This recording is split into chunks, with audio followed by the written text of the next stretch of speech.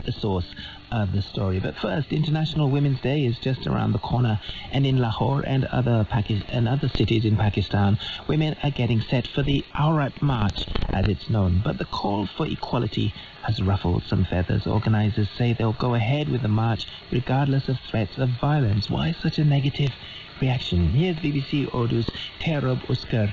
She's been looking at some of the slogans that brought colour and defiance to the previous year's march.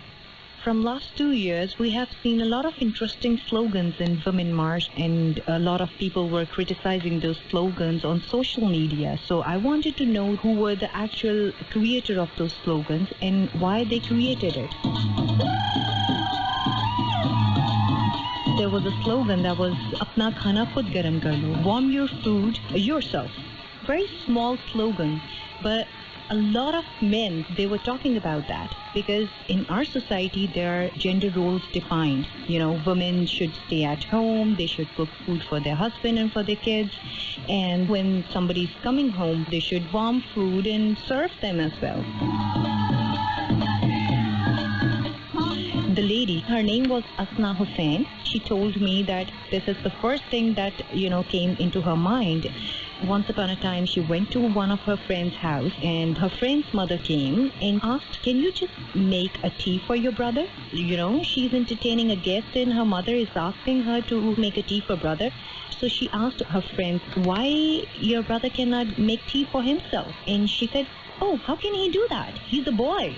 She said it was such a shocking thing for me, like the food is already made by a woman in house. Men cannot even warm their food themselves. There was an entire men march going on in Karachi criticizing her slogan. People were asking her to go and change your car tire on your own, go and do a laborer work, go and do an electricity work. So she told me, I literally laughed on those people who were criticizing me, because I can cook, I can do electricity work, I change my car tire. So just go and warm your food in microwave. That's it. So the second slogan was My Body, My Rules. Mera Jism, Meri Marzi.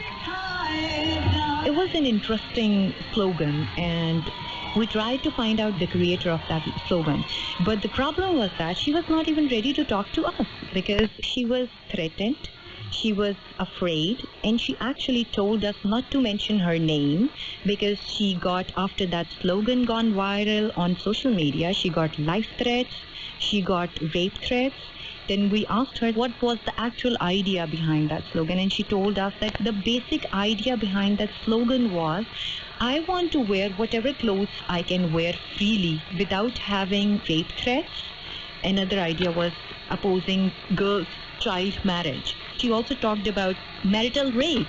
She said, I want to give awareness to ladies that if I want to have sex even with my husband, it should be with my consent. So she wanted to give an awareness about it, it's my body, it's my will, it's my life. But few people perceived it so differently that it gave a controversy to this slogan. This is a big debate right now going on in Pakistan, because there was a very famous playwright, Khalilur Rahman Qamar, and one of the feminist and activist lady, Marvi.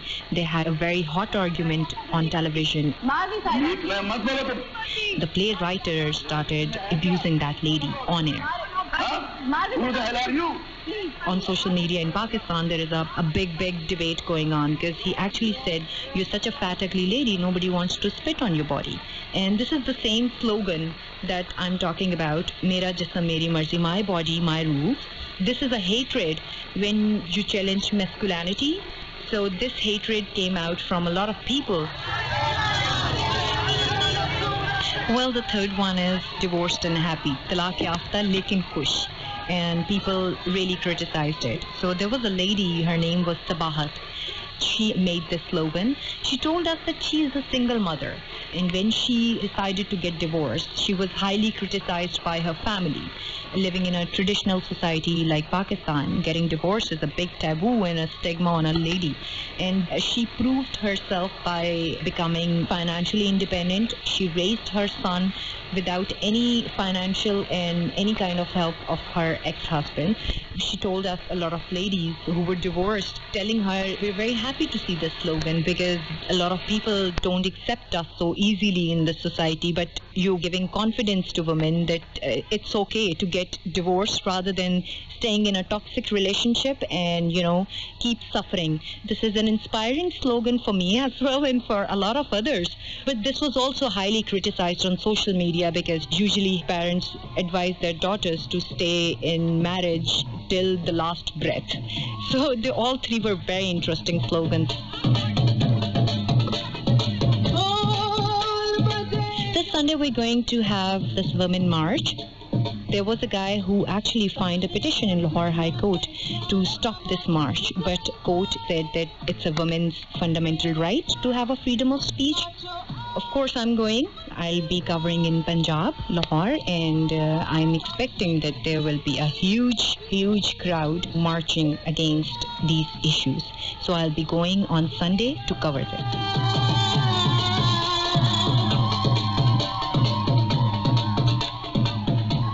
BBC Urdu's Terob Osker willing and ready to report on the Aurat March in the city of Lahore this Sunday. You are listening to The Fifth Floor from the BBC World Service. And by the way, there are more stories about feminist slogans and anthems against violence on our clip page. Here's one from Beatriz de la Pava. A rape is in your path or un violador en tu camino in Spanish started in Chile.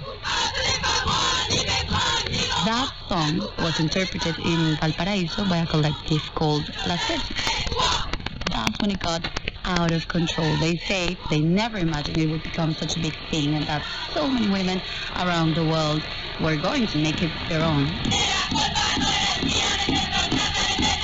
From Chile to Paris, from London to Colombia, from Mexico to Argentina, and now it has really taken the form of a feminist anthem.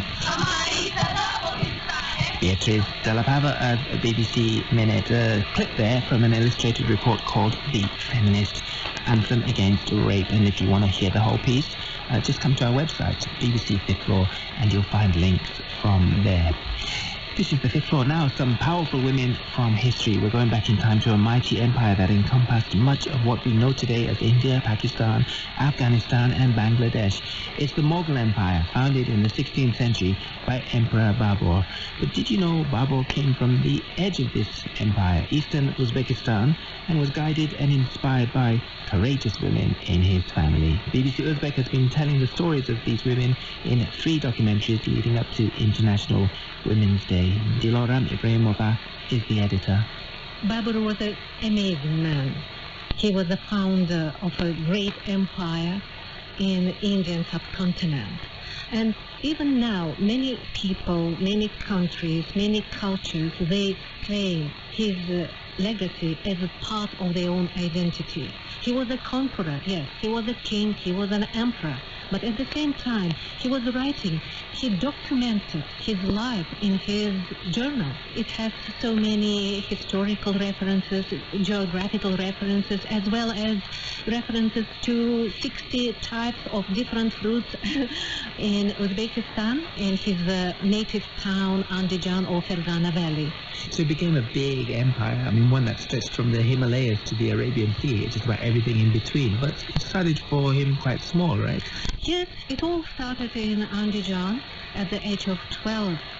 When his father tragically died, he took the throne of Andijan. And at this very vulnerable stage of his life, it was his grandmother who invested in him all her energy and her wisdom.